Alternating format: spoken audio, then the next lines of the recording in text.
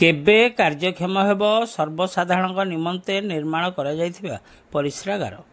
Khandapada NAC ପକ୍ଷରୁ ସହରସ୍ଥିତ ପଠାଣି ସାମନ୍ତ କଲ୍ୟାଣୀ ମଣ୍ଡପଠାରେ 12 ଲକ୍ଷରୁ ଉର୍ଦ୍ଧ୍ୱ ଟଙ୍କା ବ୍ୟୟରେ ଏକ ନୂତନ ଧରଣର ପରିସ୍ରାଗାର ସର୍ବସାଧାରଣଙ୍କ ଉଦ୍ଦେଶ୍ୟରେ ନିର୍ମାଣ କାର୍ଯ୍ୟ ଆଜକୁ 1 ବର୍ଷ ପୂର୍ବରୁ ଆରମ୍ଭ କରାଯାଇଥିଲା ଏବଂ 4 ମାସରୁ ଉର୍ଦ୍ଧ୍ୱ ସମୟ ହେବ ଏହାର କାର୍ଯ୍ୟ ପ୍ରାୟତଃ ଶେଷ ହୋଇଯାଇଛି।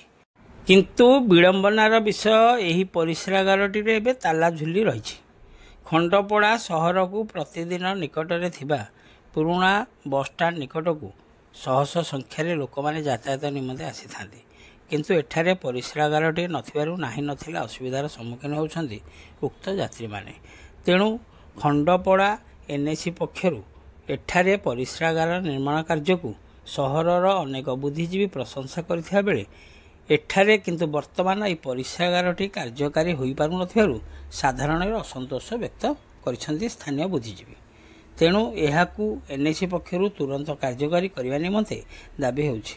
ତେବେ ଦେଖିବାକୁ ବାକି ରହିଲା ଏହି ପରିସ୍ରାଗାରଟି ସର୍ବସାଧାରଣଙ୍କ ନିମନ୍ତେ କେବେ କାର୍ଯ୍ୟକାରୀ ହୋଇପାରୁଛି। ଖଣ୍ଡପଡ଼ାରୁ ସନ୍ତୋଷ କୁମାର ସାହୁଙ୍କ ରିପୋର୍ଟ, ଖଣ୍ଡପଡ଼ା ଖବର।